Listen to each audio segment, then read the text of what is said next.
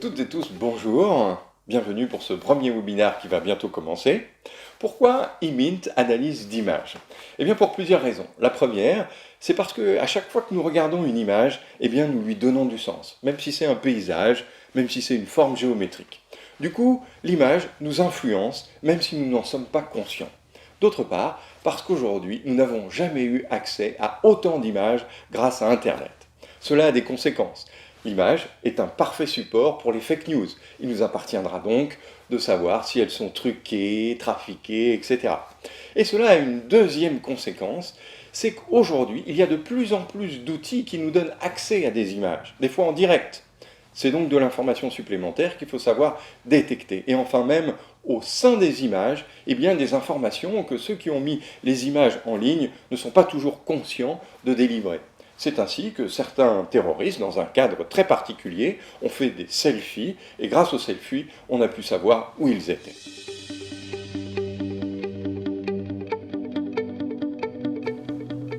Pourquoi Serge Courrier? Eh bien, Serge Courrier a deux compétences. La première, c'est qu'il connaît extrêmement bien ce métier. En effet, il vient du monde du journalisme et depuis 1993, il s'attache à toutes les problématiques liées à Internet. Au début, il s'occupait de l'architecture des réseaux, puis des moteurs de recherche, puis des outils de veille, puis maintenant des réseaux sociaux. Il connaît donc très bien tout ce qui est OSINT, SOCMINT et donc eMint. D'autre part, parce que la deuxième activité après le conseil en entreprise, c'est celle de professeur, il a donc un très bon sens de la pédagogie et sait expliquer les choses compliquées simplement. Bonjour à tous et à toutes, bonjour à ceux que je connais déjà, et puis bienvenue pour ceux que je ne connais pas. Alors, on va commencer à parler de tous les sujets dont il est question. Je vais essayer de tenir la durée sur 1 heure, j'ai beaucoup de choses à vous dire. On va commencer en fait d'office à vous présenter un certain nombre d'éléments et puis j'essaierai le plus possible de vous donner des exemples tant que je peux, aussi rapidement que je peux. Soyez tranquille sur le fait que vous aurez à la fin, je pense que ça sera mis en ligne en début de semaine prochaine, cette vidéo avec donc l'accompagnement de ma présentation et également ma présentation sous forme de fichier PDF. Donc peut-être pas la peine de prendre des notes immédiatement. Poser des questions éventuellement sur la barre qui est à votre côté. On reprendra éventuellement les questions à la fin. Et puis, si vous en avez d'autres à la fin, de toute façon, voilà. Donc, c'est parti. Alors, comme ça va aller relativement vite, généralement, mes supports, il y a pas mal de choses dessus. C'est très mal de faire ça. Mais je préfère que vous ayez une base de connaissances après coup. Donc, concentrez-vous sur les images, concentrez-vous éventuellement sur les éléments qui seront marqués en rouge. Voilà, n'essayez pas de tout lire en tout cas. Voilà, allez, c'est parti. Premier élément, on va commencer par parler de définition. Je pense que c'est intéressant de revenir sur un certain nombre de définitions, notamment limite, le GeoInt, etc., parce que je me suis rendu compte qu'il y avait quelques facilités de langage autour de ça. On est sur des éléments qui sont très bien définis, en tout cas, notamment limite et le GeoInt dans le monde militaire américain. Donc, rapidement, l'IMIN, c'est l'Imagery Intelligence, c'est pas Image Intelligence, c'est l'Imagery Intelligence. Et donc, on est là pour récupérer et analyser des informations, analyser en fait, avant tout. Récupérer, c'était autre chose. Analyser des informations qui sont récupérées historiquement par des satellites, des avions, des drones, etc. Ça, c'est l'IMINT. On passe au GeoInt, là aussi, Geospatial Intelligence. Geospatial Intelligence intègre l'IMINT. On est sur l'acquisition d'images, sur donc l'interprétation d'images, sur des éléments géospatiaux, mais également sur des éléments de météo. Tout ça, à chaque fois, vous le verrez, je vous ai mis des liens hypertextes pointant vers des articles que je trouve intéressants, ou des définitions que je trouve intéressantes, ou des documents que je trouve intéressants. Voilà. Et on parle en français de renseignement géospatial.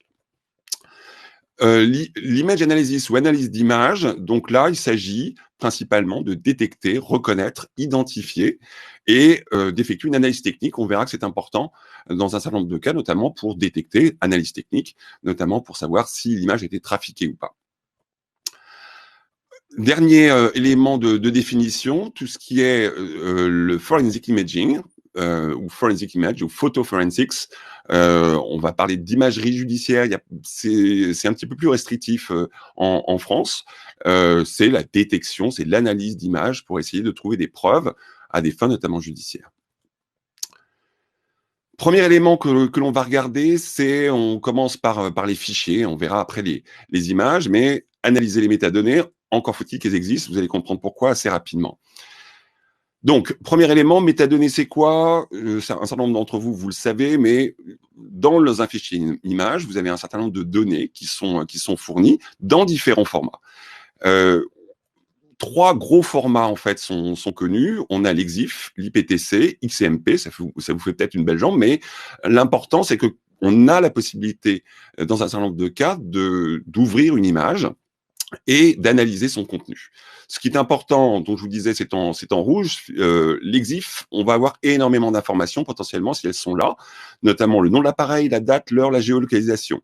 IPTC, on est plus historiquement sur des données de copyright pour les photographes, et l'XMP, c'est l'évolution en fait de la norme IPTC. Alors, on va commencer à regarder un certain nombre d'outils qui vont nous permettre d'analyser des images. Il y a encore quelques temps, j'utilisais un autre outil que je vais vous montrer en deuxième. Celui-là est particulièrement intéressant, Pic2Map. Je vais l'ouvrir et analyser une image. On a la possibilité là, vous le voyez, c'est intéressant, de faire en sorte que Pic2Map ne sauvegarde pas mes éléments. Donc, je garde privé. Je vais aller chercher une image. La première image, une image, somme toute, assez innocente, mais qui est immédiatement géolocalisée. S'il veut bien, voilà. Géolocalisée, ça se trouve à Berlin. Voilà. Et avec un certain nombre d'informations complémentaires. Voilà. View More Info, ici, qui me permettent d'avoir des informations qui n'arrivent pas, c'est super. Donc, on va essayer de le refaire. Je détruis l'album. Je le refais.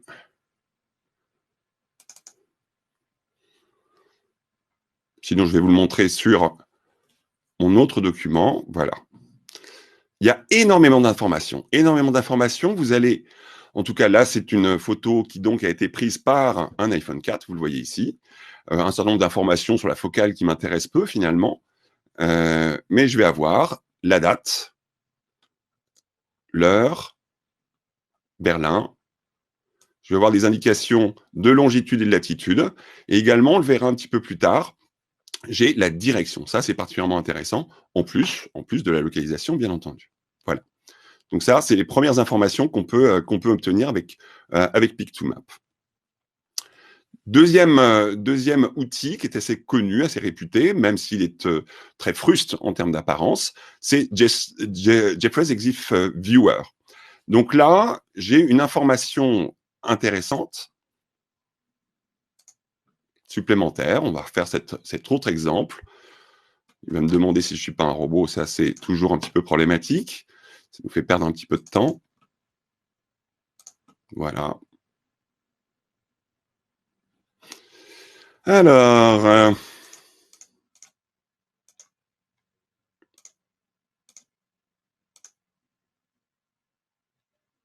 voilà. Donc là aussi, pas mal d'informations, et notamment, ce qui peut être intéressant, c'est, contrairement à ce qu'on voyait tout à l'heure, on affichait la carte directement sur la page, là, je peux aller directement sur un certain nombre de sites, de cartographie. Voilà.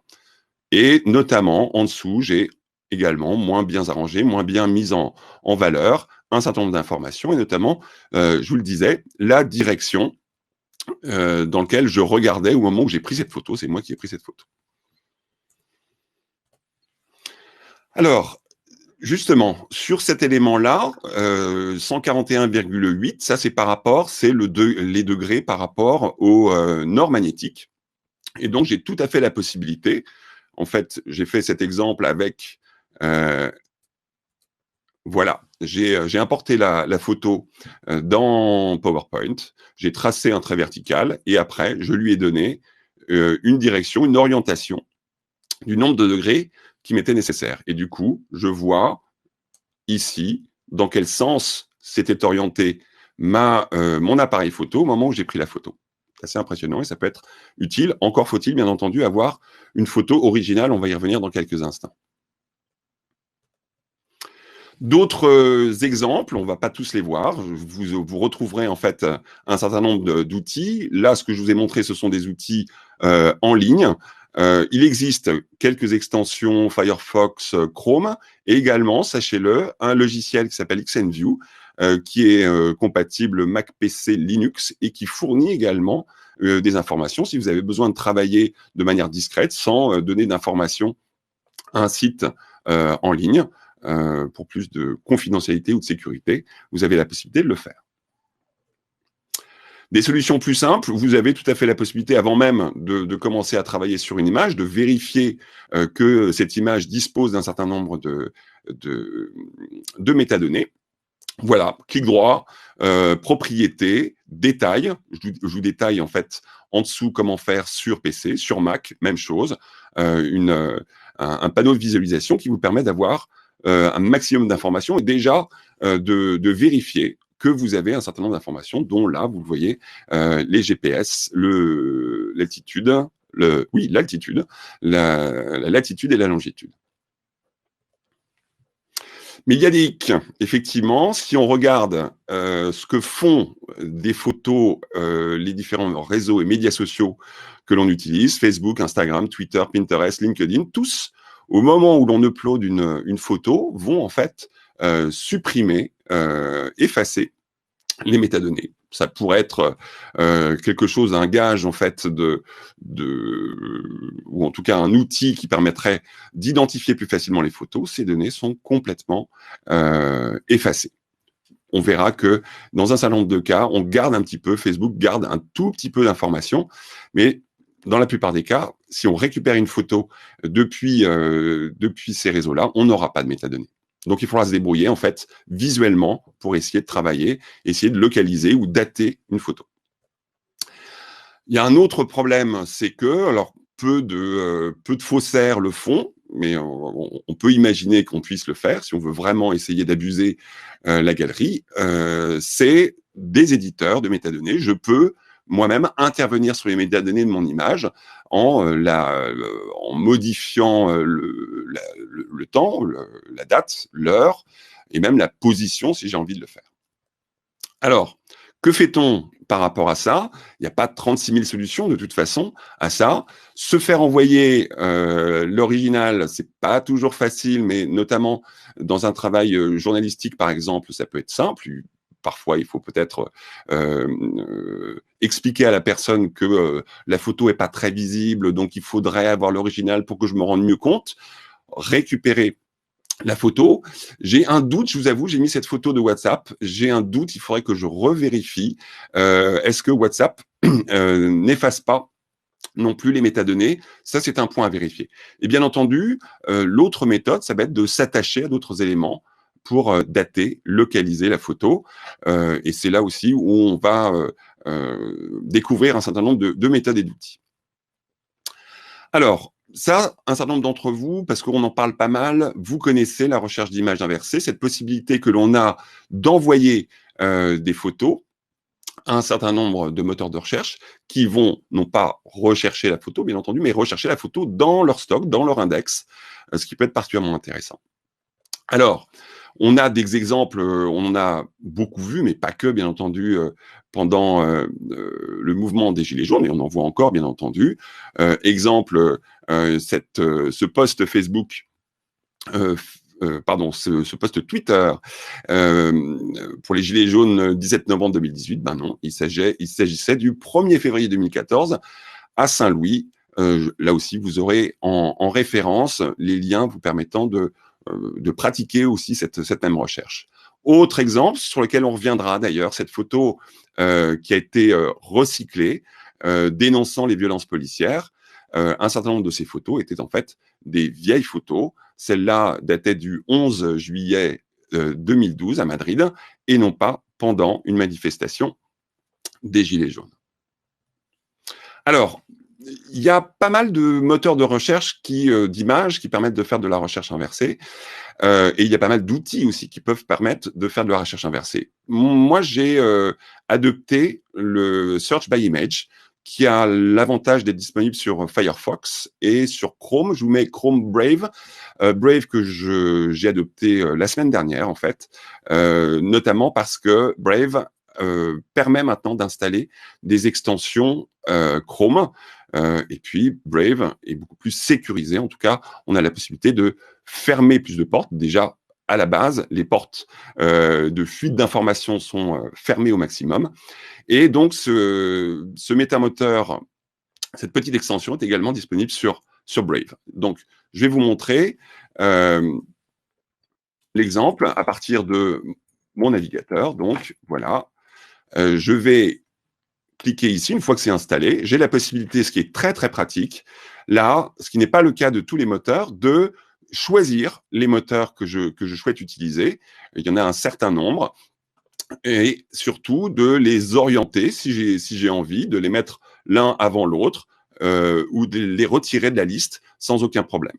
Hein, je sais qu'un certain nombre de métamoteurs utilisent par exemple Baidu, moteur chinois qui n'est pas de très bonne qualité. En tout cas, la recherche inversée n'est pas de très bonne qualité. Donc ici, je vais pouvoir aller chercher, je vais prendre tous les moteurs de recherche que j'ai décidé d'utiliser. Je vais aller chercher une image, par exemple celle-là, ou celle-là, oui, celle-là. Il m'ouvre autant d'onglets que de moteurs interrogés. Voilà, ici. TinyEye, on va y revenir dessus. Yandex, là, il va falloir, il le soumet directement. Bing, même chose, etc., etc. Donc, il y a du Pinterest, des images de stock, Adobe. Notamment, ça permet de détecter des fausses photos de profil LinkedIn, par exemple. Getty Images, sur lequel on reviendra dans quelques instants. Là, je suis obligé, il fait la recherche immédiatement, il essaie de trouver quelque chose de correspondant, mais là, il ne fait pas de recherche directement dans les photos d'actualité. On verra que ça nous sera utile tout à l'heure. Shutterstock, et ici, iStock Photo.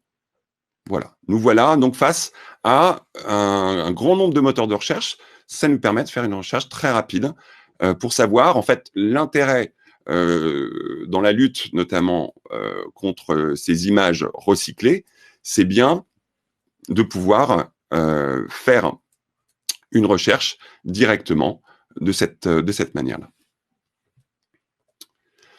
Il y a d'autres outils, les moteurs Google Images, TinyEye, Yandex en direct, une extension Nubox qui est intéressante pour Brave.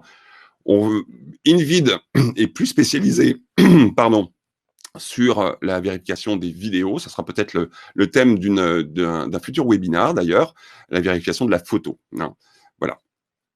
Une particularité de TinyEye, particulièrement intéressant ce TinyEye, notamment parce que si je reviens sur TinyEye ici, une des forces de TinyEye, c'est de me permettre de dire quelle est la première fois où j'ai rencontré cette photo, la plus vieille.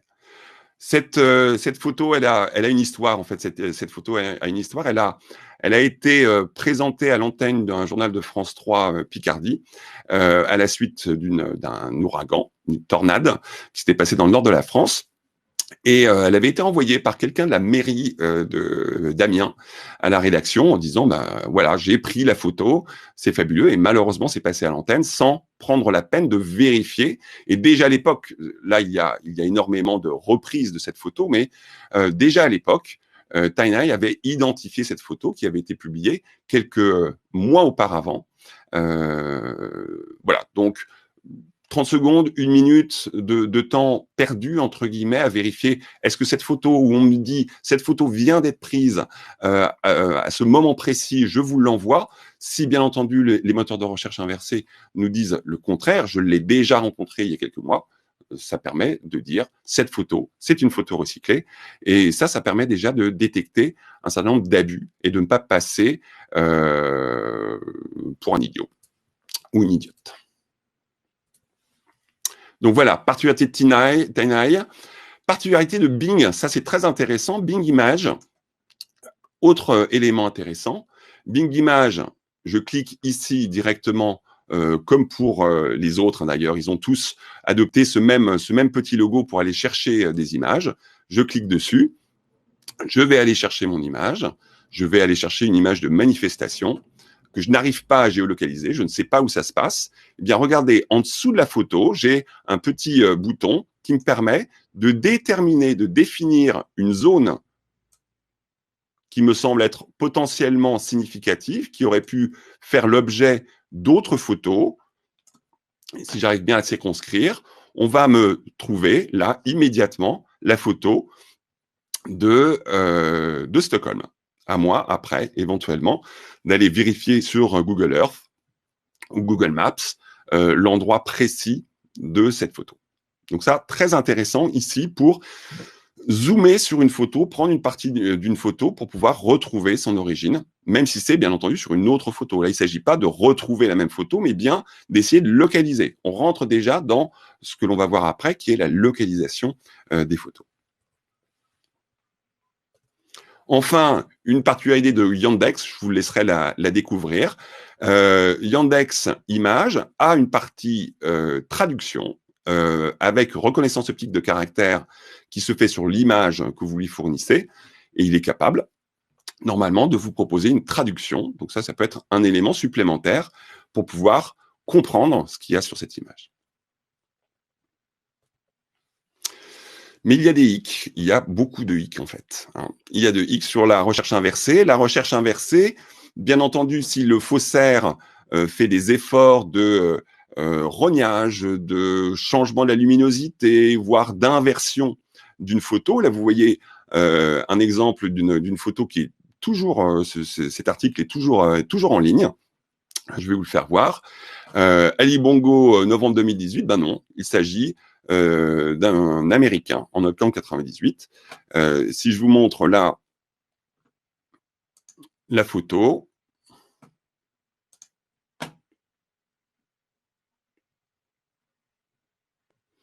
voilà cette photo. Je ne suis pas obligé, elle arrive, je ne suis pas obligé en fait de la télécharger pour l'analyser. La plupart des outils d'analyse d'image fonctionnent également par clic droit ici. Donc là, j'ai la possibilité de renvoyer cette recherche par image, et je sais que Bing, je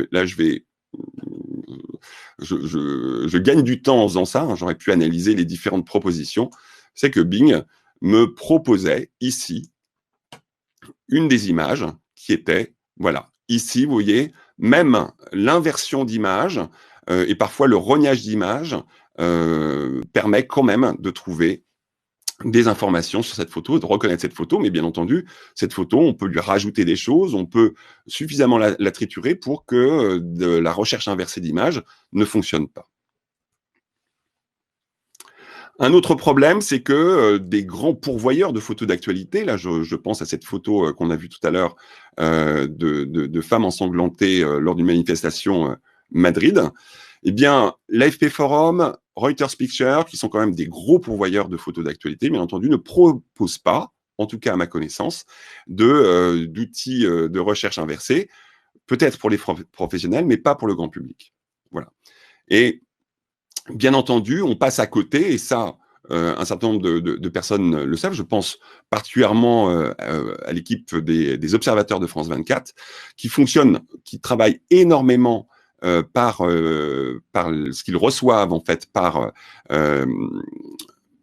WhatsApp.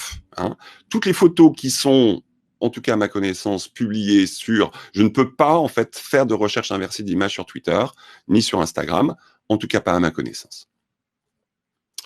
Alors, que fait-on ? Eh bien, on a, en dehors de cette fonction automatique de recherche inversée, on a la possibilité, et là, vous verrez en lisant des articles que je vous proposerai, à quel point les enquêteurs vont passer énormément de temps à lire les commentaires en dessous des vidéos ou en dessous des photos pour voir ce que l'on en dit, voir si quelqu'un reconnaît l'endroit ou donne une indication supplémentaire qui peut être intéressante dans l'analyse de l'image pour permettre de l'identifier, l'authentifier, la localiser, etc. Bien entendu, on peut également, et c'est ce qu'on va faire là sur Getty Images, décrire la photo, décrire de la meilleure manière qu'il soit, quitte à changer régulièrement de mots, trouver des synonymes, bien entendu, pour essayer de décrire l'image et trouver cette image source. Et puis, bien entendu, analyser, ça, ce qu'on fera un petit peu plus tard, analyser le contenu pour essayer d'en trouver l'origine. Donc, je vais revenir sur Getty Images, je vais faire un petit peu de ménage.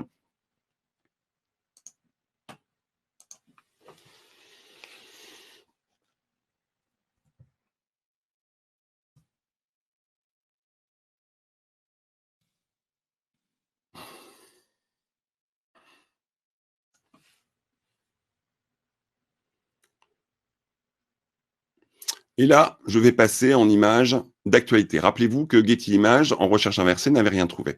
Si je passe en photo d'actualité, que j'essaye de décrire, rappelez-vous cette image, cette photo-là, j'ai mis pas mal de temps à trouver l'image. Vous la voyez en dessous, bien entendu, parce que je l'ai déjà cherchée. Mais si je mets Woman Arrested Police Riot, ce serait Riot Police, on va voir s'il va le trouver quand même.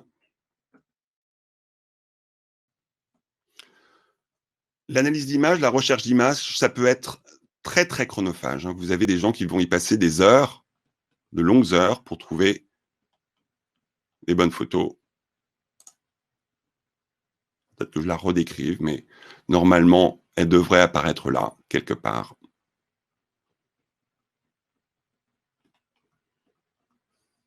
La voici.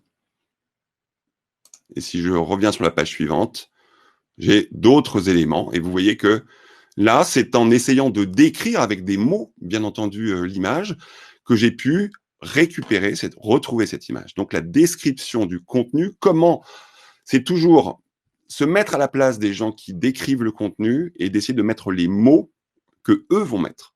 Là, on est dans une description faite par une agence photo, ça sera peut-être pas la même chose que dans un site web, dans un blog. Là, on est sur une langue relativement normée, et ça permet de se retrouver, quitte malheureusement à y passer pas mal de temps.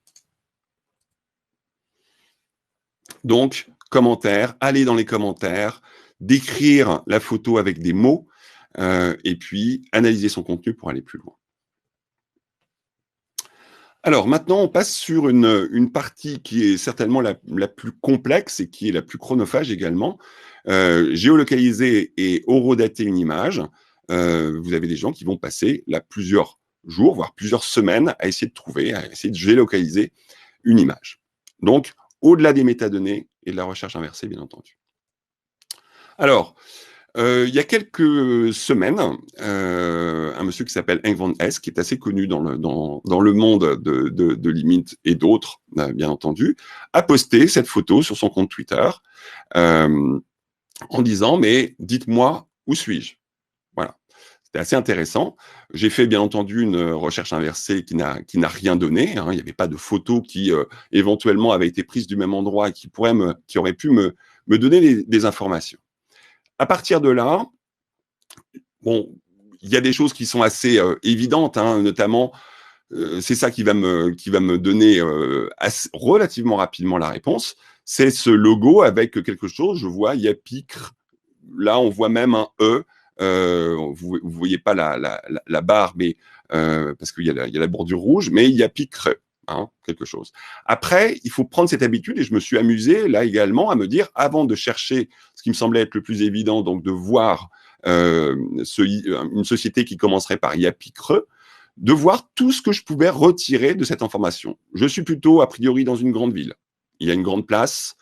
Ça, c'est un élément architectural qui pourra certainement être repérable relativement facilement par vue satellite ou par vue à l'intérieur de la ville.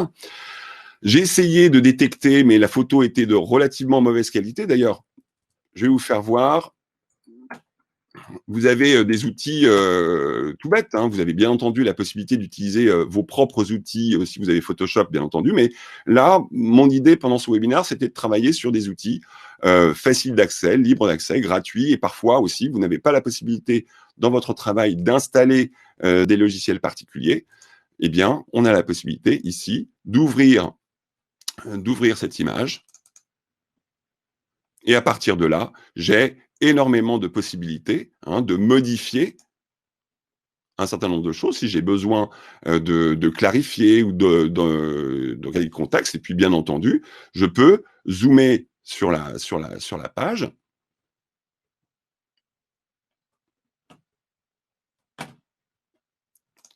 Et puis, travailler sur les couleurs, travailler sur les blurs, etc., etc. Voilà. Donc, j'ai zoomé à l'intérieur de chaque détail pour essayer de voir si je pouvais notamment détecter le logo qui était sur le dos de la personne là. Il y avait un écriteau ici illisible. Il y a un logo ici illisible. Je me disais que peut-être, j'ai poussé le bouchon un peu loin, le modèle de cette moto pourrait m'être utile. Je vois ici une fontaine, donc autant d'éléments. Et puis, si j'avais besoin de la dater, également, je remarque ici qu'il y avait des travaux. Ça pourrait être une indication utile à un moment donné. À partir de là, je vous donne en fait le détail de ce que j'ai fait. Donc, là, je suis parti dans Google.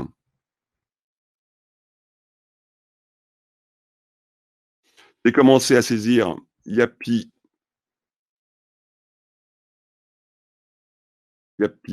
Cré. Voilà. Yapi Crédit me donne une société qui, certes, est turque, mais j'étais un petit peu embêté parce qu'en regardant les différentes implantations de cette société, elle n'est pas uniquement installée en Turquie. Mais je suis parti, faisons le plus simple, je suis parti sur grande ville en Turquie dans lesquelles sont installés Yapi Crédit. Il y avait Istanbul et Ankara notamment. Alors, j'ai utilisé le premier réflexe après, c'est de faire du Google Maps.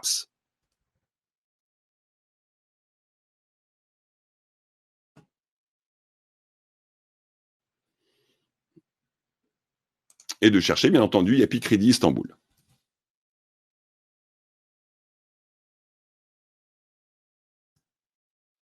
Et en fait, ça n'a pas marché.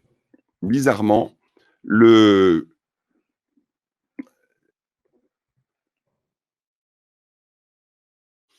En fait, j'ai passé quelques minutes à zoomer pour essayer de trouver cette place. Le Yapi Crédit, bizarrement en question, n'est pas identifié J'ai fait pas mal de choses. Je suis passé, bien entendu, en mode satellite, en zoomant, en essayant de trouver une grande place telle que je la voyais, telle que je la décrivais. J'ai la chance d'avoir deux écrans, donc ça me permettait de garder l'image de base à ma droite et de travailler sur Google Maps en face de moi. Donc, ça n'a pas fonctionné. Et du coup, je suis revenu en arrière et j'ai tenté, en me demandant si ce Yapi Crédit a été pris en photo et qu'il est commenté par quelqu'un. Donc là, je vais revenir également sur Google. Ouf. Et j'ai cherché Yapi Crédit.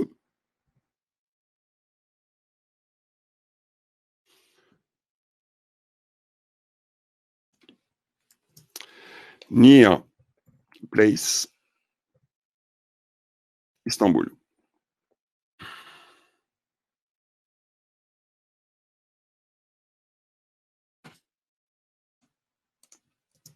Je recommence.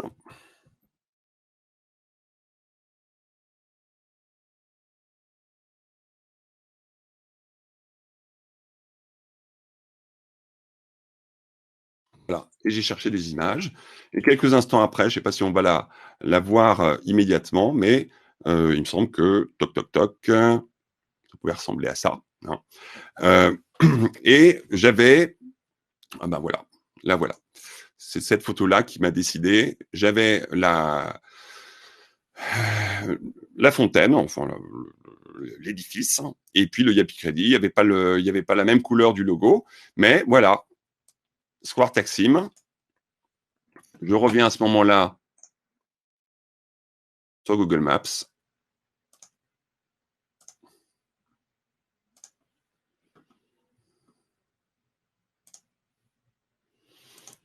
Et leur file. Et j'ai trouvé en fait assez facilement cette photo-là avec Google Street View. Pour obtenir des cartes et des images satellites, j'y reviendrai un tout petit peu plus tard en vous donnant plus de sources, mais vous avez bien sûr Google Maps, vous avez Google Earth, qui peut être intéressant, OpenStreetMap, Wikimapia, et petit élément, si vous êtes pressé, il y a aussi un site qui vous permet d'accéder directement au Street View d'une adresse. Ça peut être intéressant. Alors, quand je vous ai dit que la détection de l'image, d'essayer de dater et de localiser une image peut demander énormément de temps et fait appel à beaucoup d'observations, et là en l'occurrence à pas mal de personnes qui ont collaboré, c'est le fait d'essayer de retrouver en fait un fugitif qui était accusé en Hollande et qui, pour narguer la police, en fait, régulièrement postait des petites photos, des petites vidéos. Là, on a quelques images qui ont été composées à partir d'une vidéo, et la description que je vous encourage vraiment à lire, hein, cet article-là, parce que c'est très intéressant. J'aurais pas le temps de vous résumer toutes les étapes qui ont conduit ces gens à découvrir d'où avait été prise cette photo. Parmi les éléments d'analyse, il y avait à gauche le fait que on était sur un magnolia en fleurs. Voilà, un certain nombre d'informations faisaient penser qu'il était en Iran, mais on ne savait pas où. Ce magnolia est plutôt disponible dans une région de l'Iran et non pas dans une autre. Donc ça a resserré les éléments. On avait bien entendu là une villa plutôt cossue. Une personne qui a commenté cette photo a dit qu'il y avait un style architectural particulier, vous voyez, avec le balcon en haut.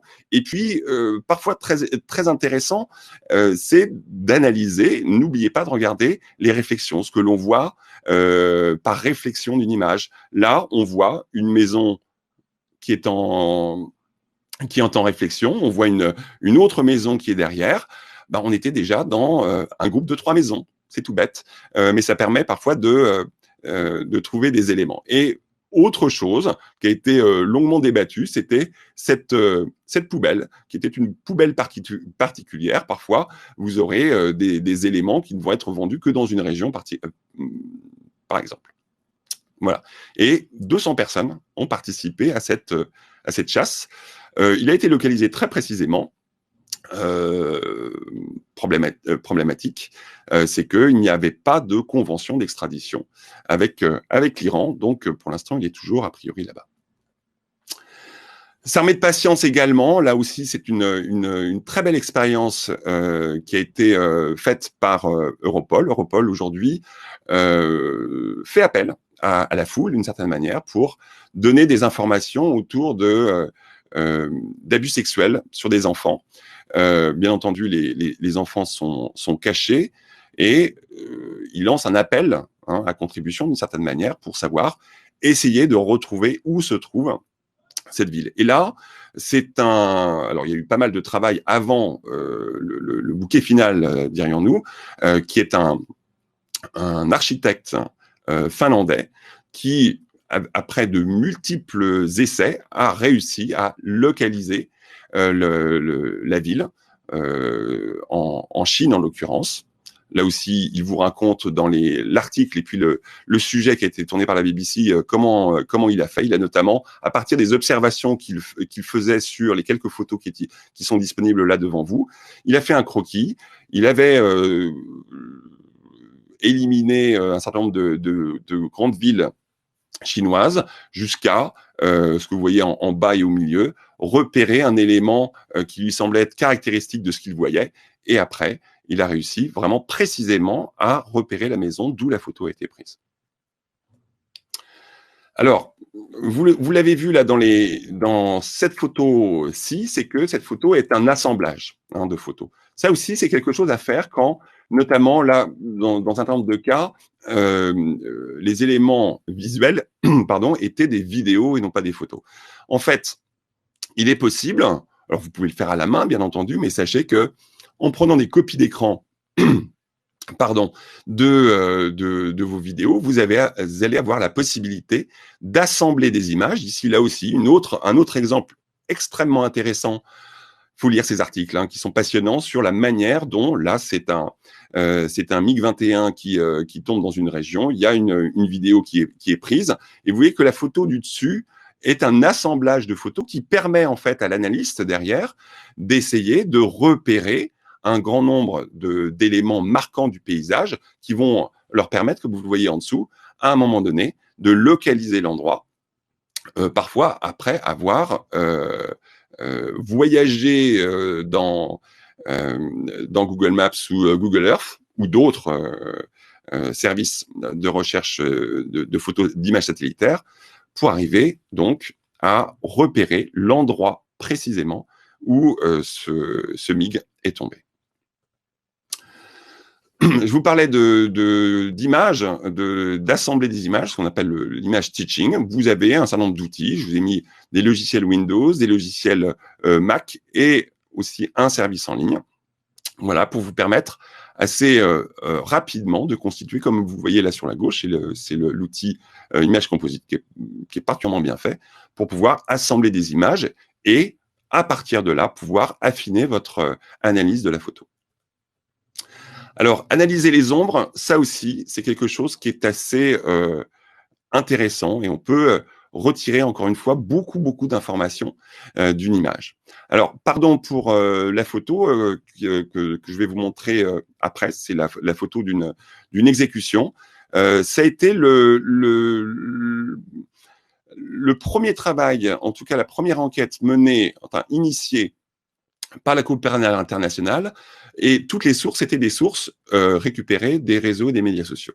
Voilà, dont cette image qui est là est une copie d'une partie de la vidéo. Et donc, là aussi, Bellingcat, qui est un collectif particulièrement réputé dans l'analyse d'images, et notamment dans ces cas-là. Il travaille également, il a beaucoup travaillé sur le MH17, par exemple, l'avion qui a été abattu au-dessus de l'Ukraine. Là, ils ont réussi, après pas mal d'analyses, ils étaient partis d'une vidéo, des certain nombre de photos, ils ont réussi en rentrant sur les comptes Facebook, notamment des personnes qui avaient posté, ils ont réussi à trouver d'autres informations sur où est-ce qu'ils se trouvaient.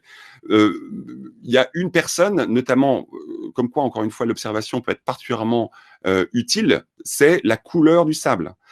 Sur une vision satellite, ils se sont rendus compte que c'était certainement autour de la ville de Benghazi qu'avait été prise cette vidéo. Ils ont réussi à localiser une partie sud de Benghazi dans lequel le sable était de cette couleur. Vous voyez à quel point l'observation peut être importante, mais demande beaucoup d'attention et parfois beaucoup de temps.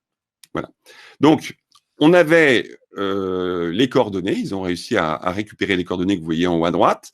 Ils ont daté cette photo, ils voulaient pousser jusqu'à connaître l'heure. Donc là, vous voyez, on a l'ombre de la personne. Alors, on a deux choix. Soit c'est le matin, puisque l'ombre est longue, soit c'est le soir. Il y avait cette possibilité-là. Et à partir de là, en fait, là, je voulais m'attarder 2 secondes sur une problématique de difficulté d'analyse de l'ombre.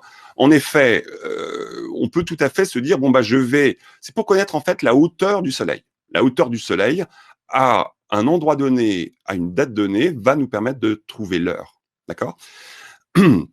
Alors, là, on peut avoir le réflexe, mauvais réflexe, de mesurer ici ligne verticale, horizontale en suivant l'ombre, et de faire cet angle-là et de prendre l'angle ABC ici comme référence. Non, en fait, c'est un angle qui est un angle vu sous perspective. Il faut se débrouiller pour arriver à simuler. C'est ce que j'ai fait en l'occurrence. Je pense que chacun a ses outils. Là, je l'ai fait sous tout bêtement sous PowerPoint, hein, en faisant, en important la photo, en faisant une ellipse qui me semblait, il y a toujours une incertitude, bien entendu. Là, on est dans une problématique d'incertitude certaine, mais qui me paraissait visuellement, en tout cas, acceptable. Et à partir de là, en imaginant, vous voyez que vous faites tourner l'angle, j'ai positionné donc le point ici, et c'était l'angle ADC qui m'intéressait du coup. Et à partir de là, là aussi, pour calculer l'angle, on a des outils. Vous avez le droit, bien entendu, d'avoir d'autres manières de faire. Vous avez des logiciels, des services en ligne, notamment GeoGebra, qui est très, très, très intéressant. Et là, donc, j'ai utilisé IC Mesure, que je vais vous montrer. S'il est bien, il est là. Voilà. Ici. Et j'avais la possibilité, après, de faire une mesure d'angle en prenant A, D, C, et on me donne l'angle de 20,45 degrés. 20, là, j'avais pris 20,54. Toujours cette problématique d'incertitude, bien entendu, dans les calculs qui peuvent faire bouger, en fait, l'horaire de quelques minutes. À partir de là, on a un outil qui ne sert pas qu'à ça, qui sert à beaucoup d'autres choses et qui est très utilisé par des gens qui font ce type d'analyse d'image, qui est SunCalc. SunCalc, là, je vous montre la position de départ dans SunCalc. Voilà. Je peux zoomer ici. Je ne zoome surtout pas avec la souris. Je peux zoomer ici.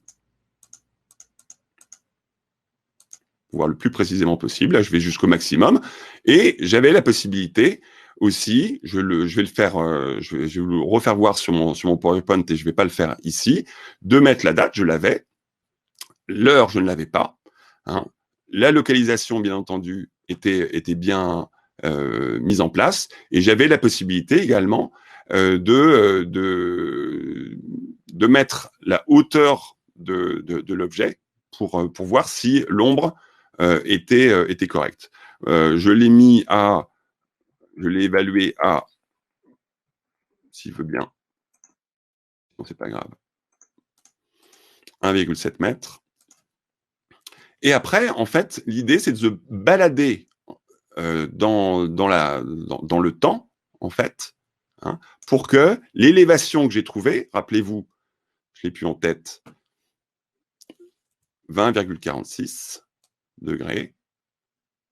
Vous voyez en fait l'altitude ici, c'est-à-dire la hauteur du soleil.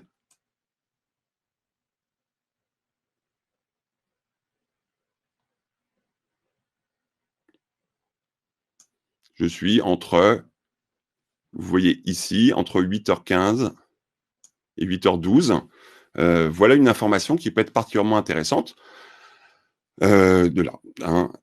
On a également, et j'avais évalué donc la hauteur du bourreau à 1,7 mètres. Normalement, à cette heure-là, à cet endroit-là, l'ombre était de 4,69 mètres, ce qui me paraissait en tout cas compatible avec la photo que l'on avait ici. Voilà. Donc, SunCalc, faites attention, quand vous cherchez SunCalc tout seul dans un moteur, on va vous renvoyer sur suncalc.net, qui n'est plus en fonction, c'est bien suncalc.org. Et là, je vous ai mis un autre outil assez intéressant qui s'appelle SunPath. À vous de le tester, bien entendu. Et comme toujours, j'essaye de vous décrire le plus précisément possible la marche que j'ai prise pour faire cette analyse. Voilà. Donc, analyse, l'ombre, et ici, vous avez quelques lectures très intéressantes, notamment quelqu'un qui s'appelle Sector 035, qui est reconnu comme étant un très bon spécialiste de l'analyse d'images, d'images et en l'occurrence d'ombres. Et qui a écrit plusieurs articles sur le sujet, qui fait des tweets sur le sujet pour analyser. Voilà, on travaille en équipe. Là, il a contribué à quelques enquêtes, notamment de Bellingcat, pour arriver à donner une date à une photo. Voilà, un certain nombre de choses particulièrement intéressantes. Visualiser l'historique d'un lieu, ça aussi, ça fait partie des besoins que l'on peut avoir lors de l'analyse d'images. Vous savez, ou peut-être pas, que Google Street View vous permet, à partir du moment, bien entendu, où on se trouve dans une ville ou dans un territoire, en tout cas, où les caméras de Google sont passées plusieurs fois, vous allez pouvoir remonter dans l'historique. Dès que vous voyez en haut à gauche cette petite pendule, vous allez pouvoir voir 1, 2, 3, 4, parfois beaucoup plus, dans des grandes villes comme Paris, vous pouvez avoir jusqu'à 10 passages dans l'histoire et revenir là-dessus.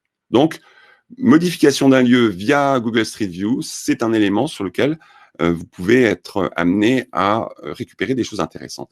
Il y a un autre point également qui est intéressant, c'est la possibilité de rentrer dans l'historique de Google Earth.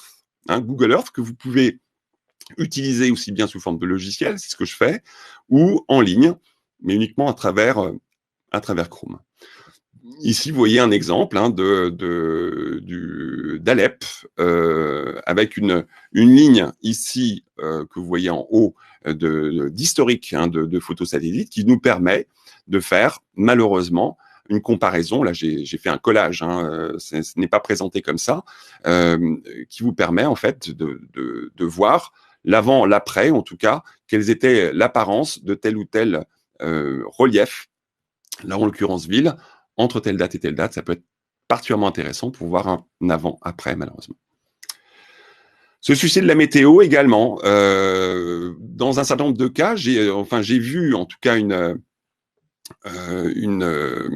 quelqu'un qui avait fait une analyse de photos et qui doutait en fait du jour. Il avait le mois, mais il n'avait pas le jour.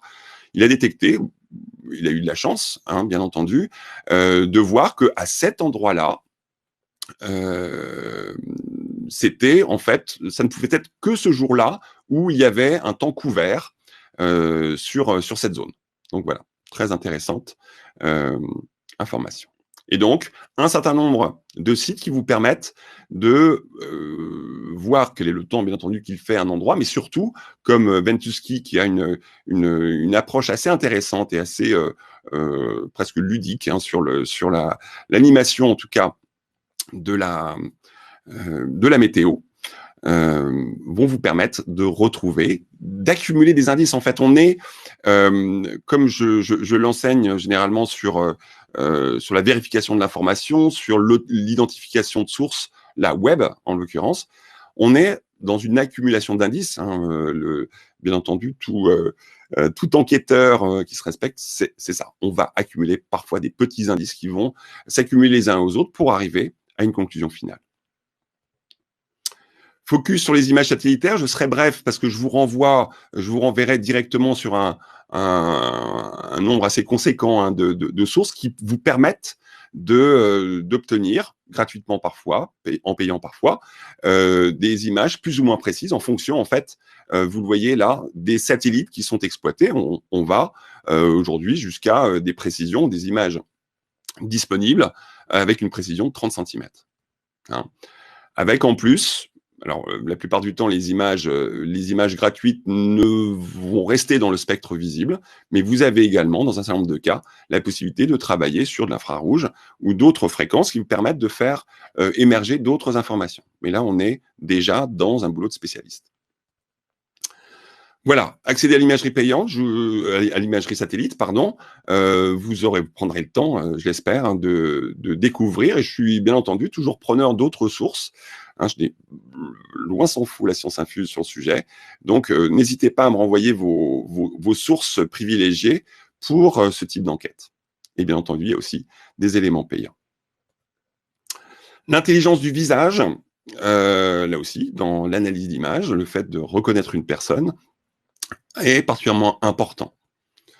Donc, un certain nombre de sites intègrent, notamment sur la recherche inversée, Yandex Images, par exemple, utilise une technologie de reconnaissance faciale depuis 2012. Donc, il ne s'agit pas de retrouver exactement la même photo, c'est ça qui peut être intéressant, mais des photos avoisinantes. Pim Eyes, par exemple, si je l'utilise sur une photo d'une personne,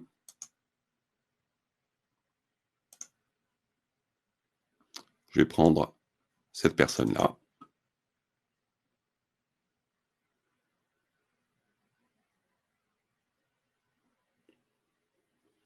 Il va me fournir effectivement le même visage, mais dans des configurations différentes. Donc, je vais pouvoir, là aussi, enquêter plus profondément sur cette personne, éventuellement connaître son nom, si tant est, bien entendu, que ces images sont disponibles. La plupart du temps, on va retrouver, là, en l'occurrence, des vidéos, mais éventuellement des photos de profil, hein, de sites ou de comptes sur les réseaux et les médias sociaux.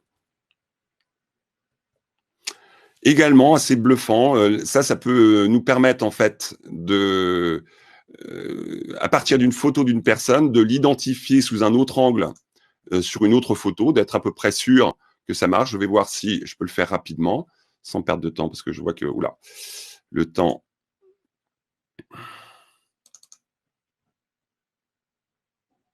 avance dangereusement.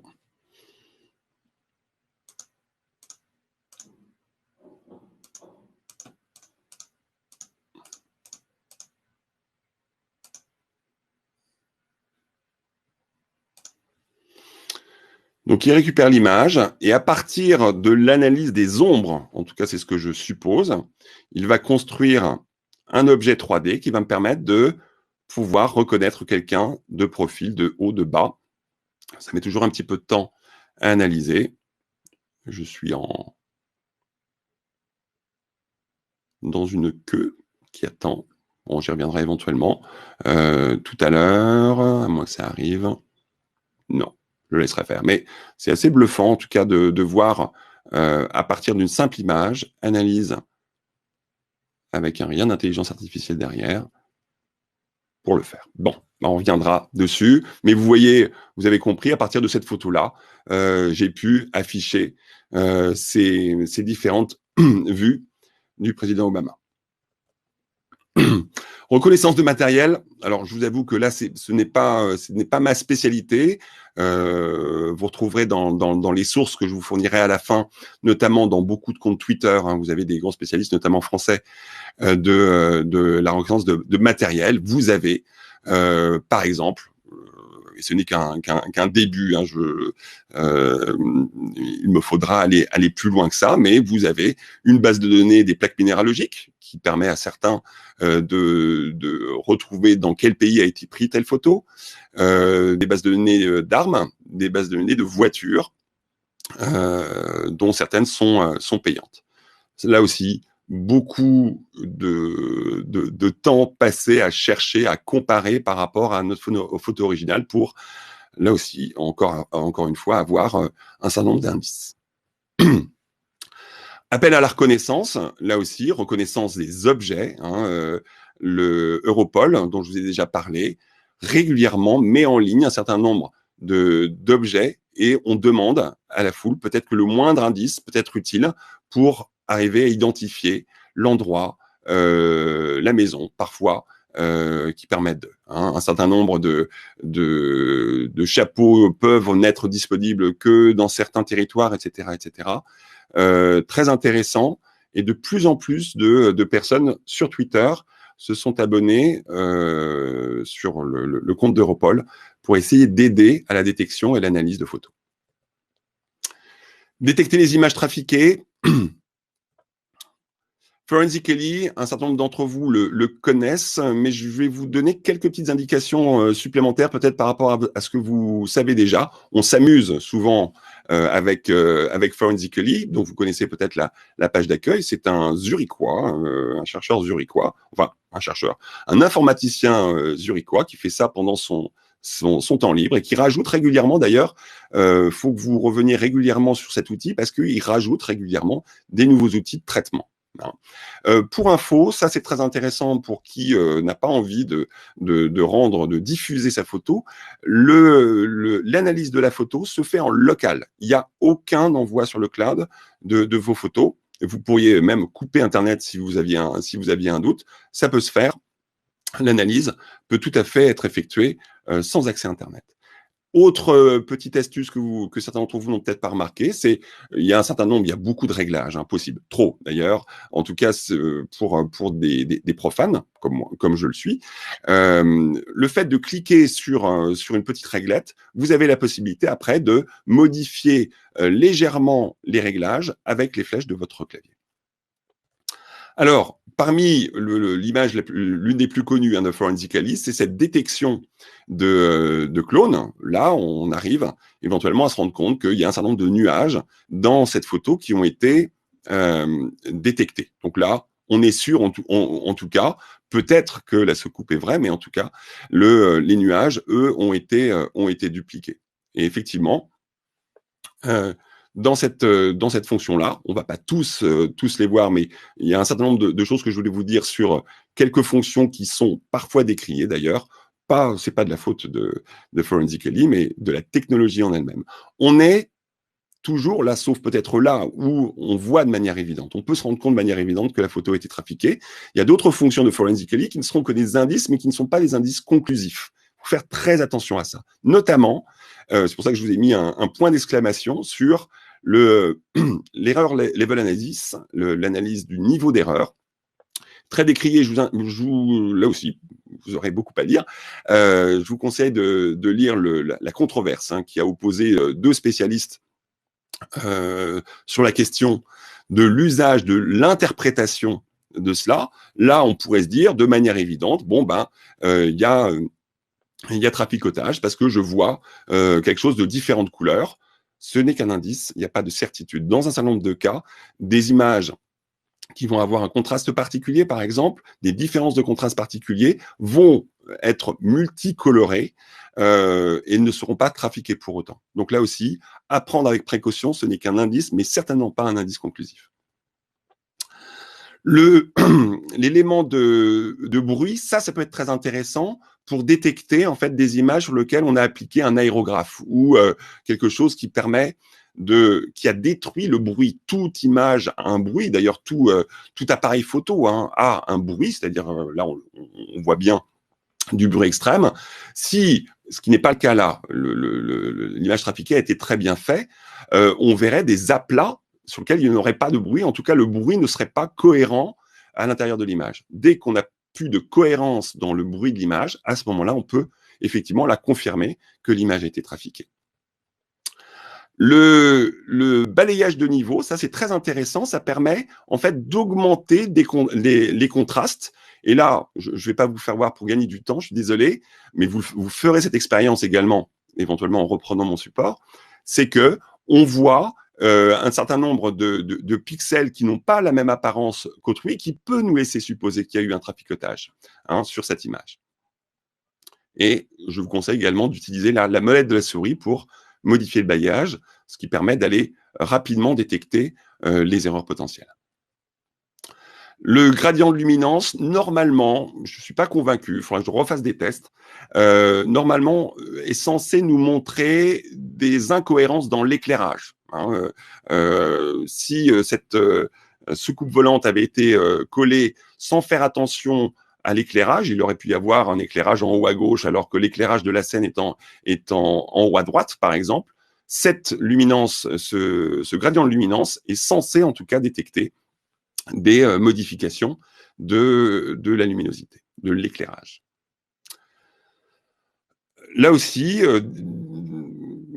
je vais passer vite aussi, pardon, vous relirez mes petits commentaires là-dessus. Le Principal Component Analysis me permet, là aussi, de détecter des incohérences dans principalement en fait des photos JPEG, en me montrant des incohérences sur, vous voyez, des petits carrés en bas. Normalement, on devrait avoir des carrés de manière uniforme dans le reste de l'image.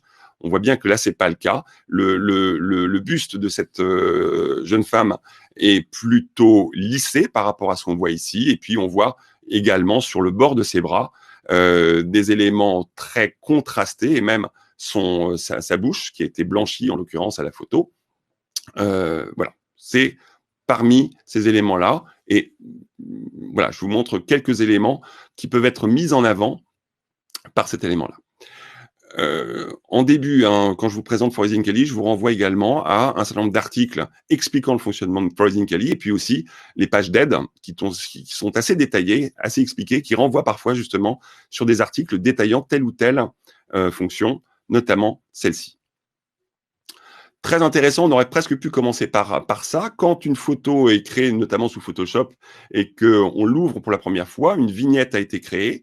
Et là, dans ce Thumbnail Analysis, je récupère immédiatement la photo, la vignette de la photo, telle qu'elle était la première fois, avant qu'elle soit trafiquée. On voit bien la différence avec la photo d'origine.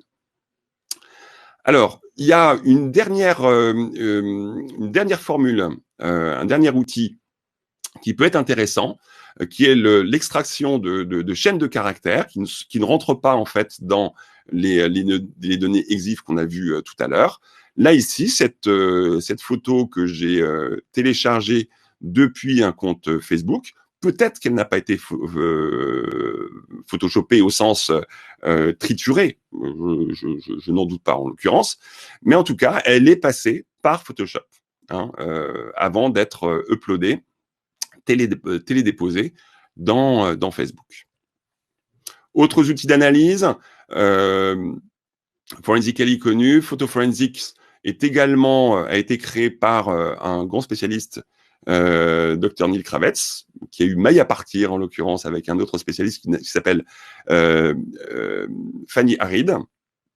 Très très intéressant à lire, un chercheur particulièrement intéressant. Et là aussi, je vous mettrai un certain nombre de ses publications en référence. Peut-être un peu moins riche en fonction que Forensically, mais non moins intéressant. Autres outils d'analyse, si vous n'avez pas envie, pour X raisons, vous voulez faire tout en local, vous avez la possibilité d'héberger sous Linux un outil qui s'appelle Giro.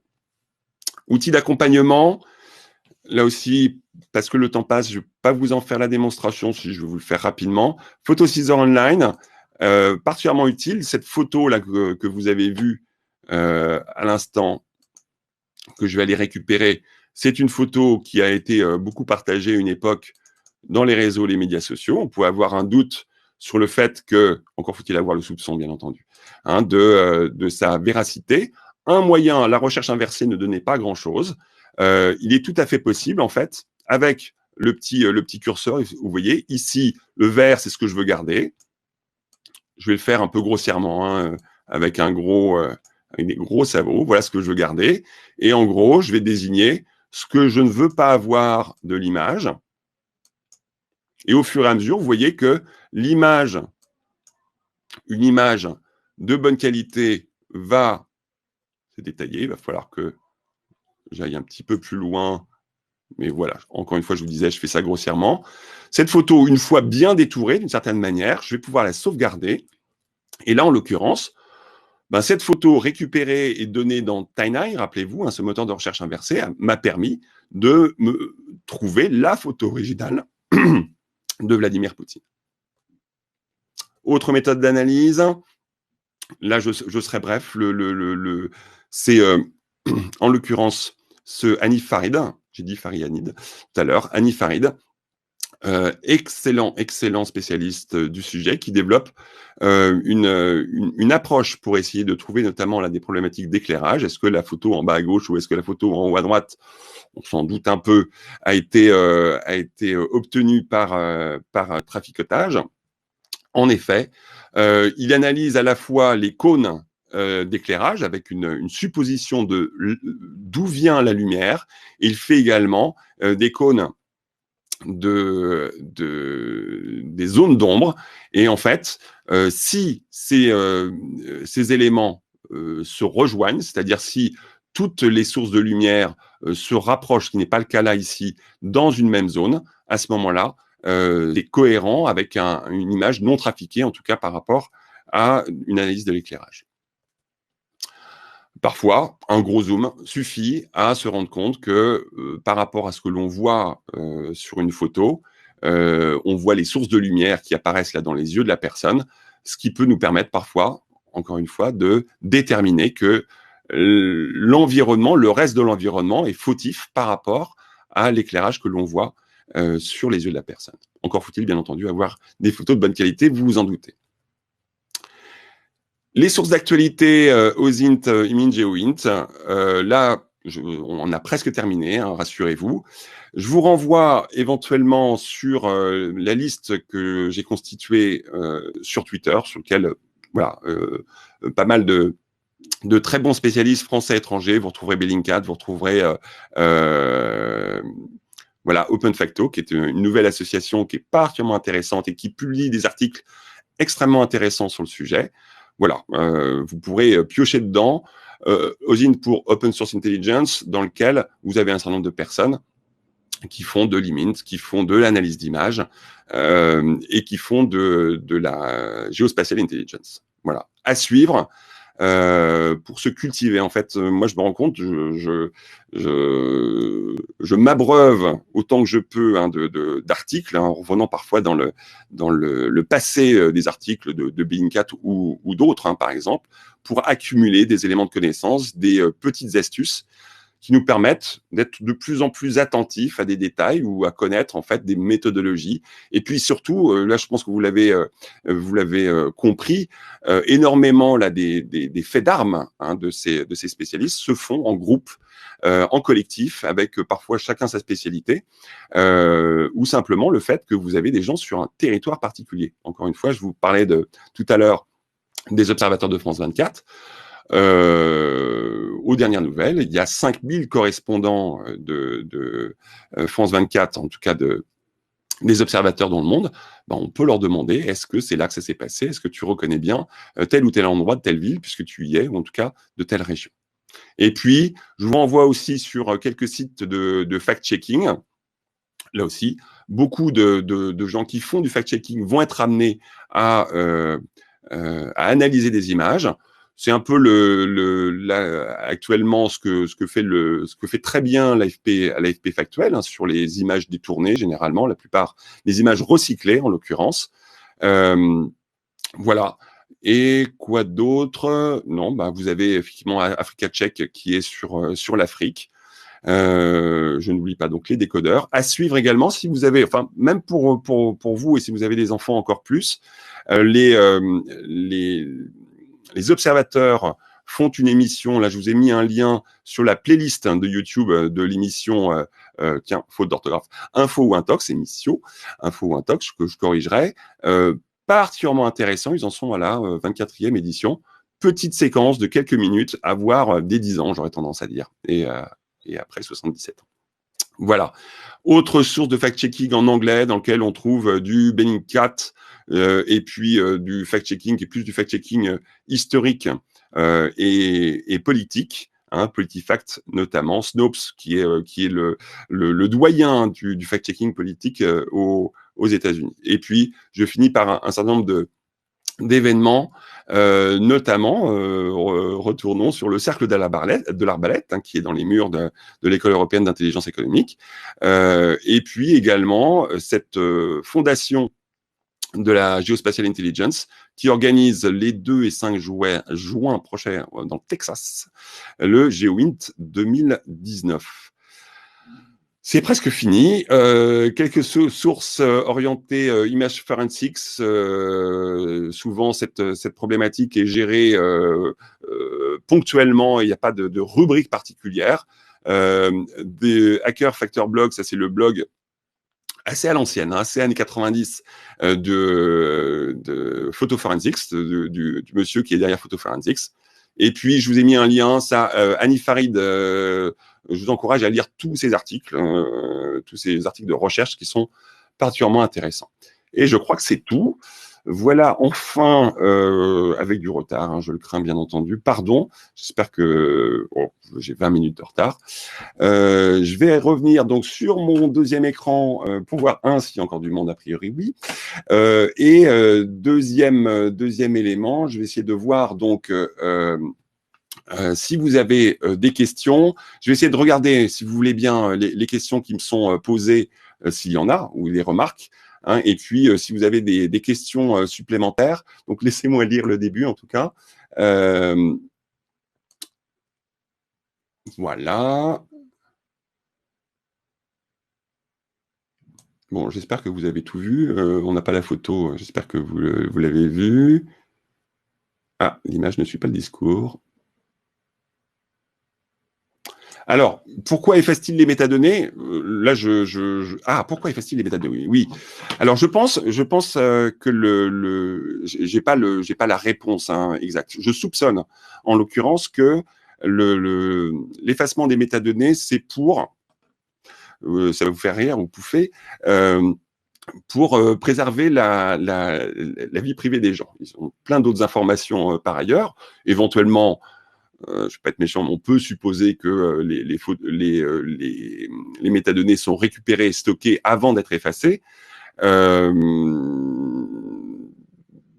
pense que pas mal de gens ne se rendent pas compte, en fait, qu'à chaque fois qu'ils prennent une photo avec leur appareil photo numérique, et plus principalement avec leur smartphone, il y a ces métadonnées qui sont dedans. Donc, ils n'ont pas conscience de cette fuite de données personnelles possible. Je trouve, en revanche, que c'est quelque chose qui ça va à l'encontre aujourd'hui de ce souhait d'arrêter avec les fake news, etc.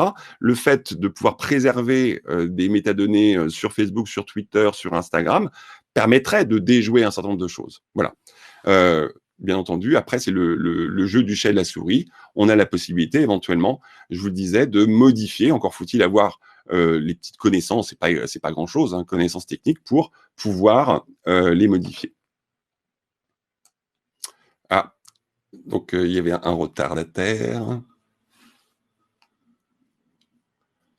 Alors, non, peut-on ajouter le moteur de recherche searchface.ru sur le module? Il n'est pas prévu. Je pense que vous pourriez tout à fait demander à ce que ça soit rajouté.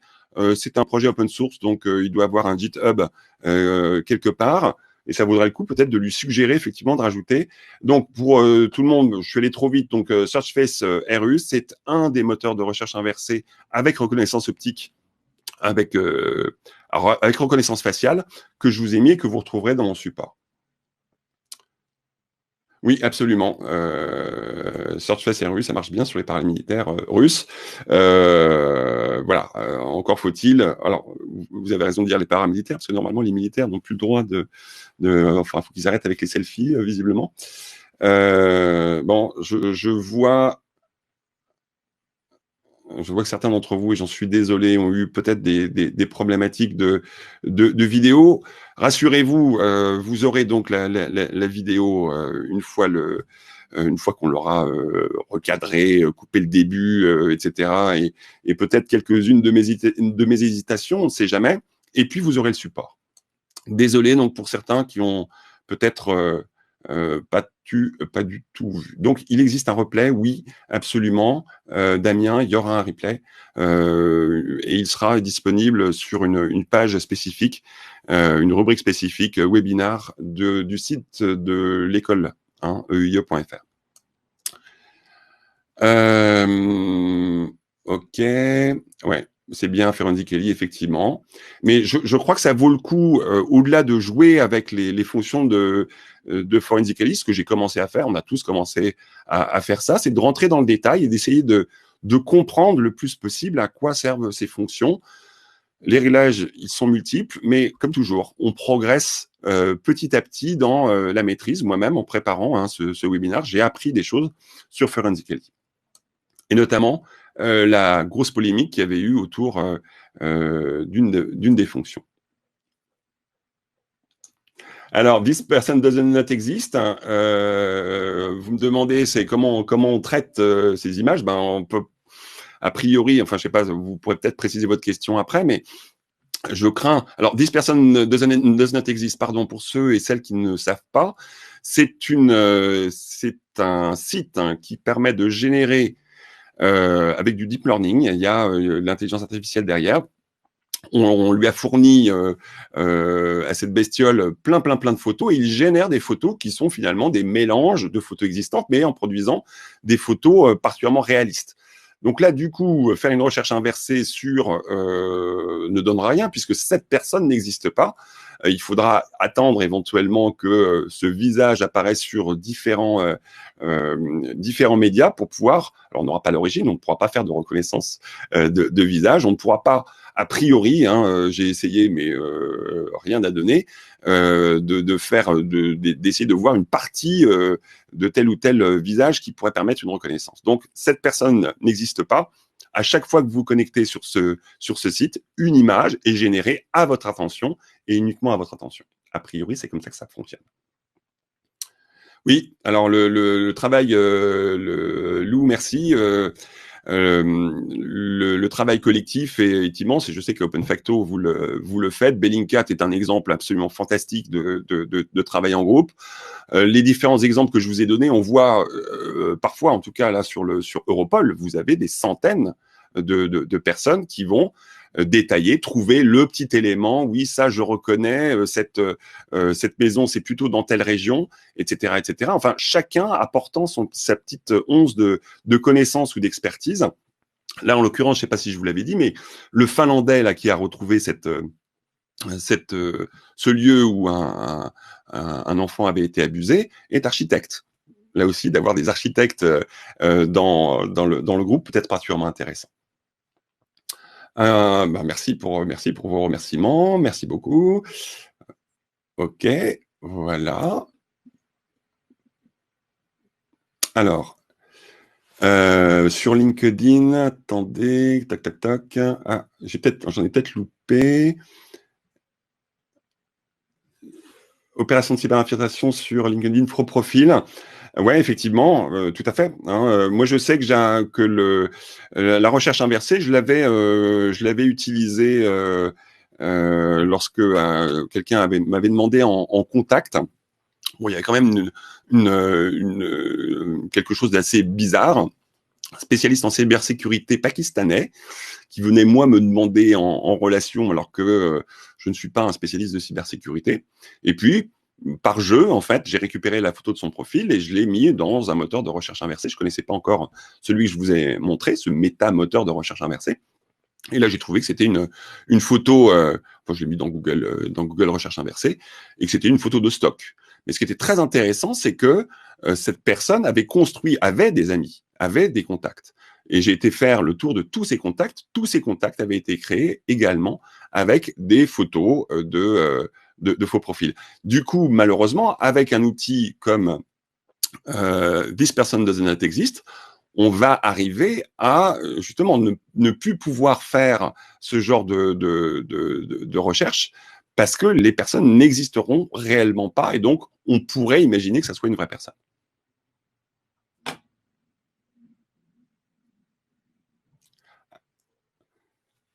Alors, existe-t-il des annuaires d'URL non crédibles? Je suis pas sûr, Damien, de comprendre la question. Si vous avez la possibilité de préciser l'objet de vos questions. Merci, Damien. Je précise.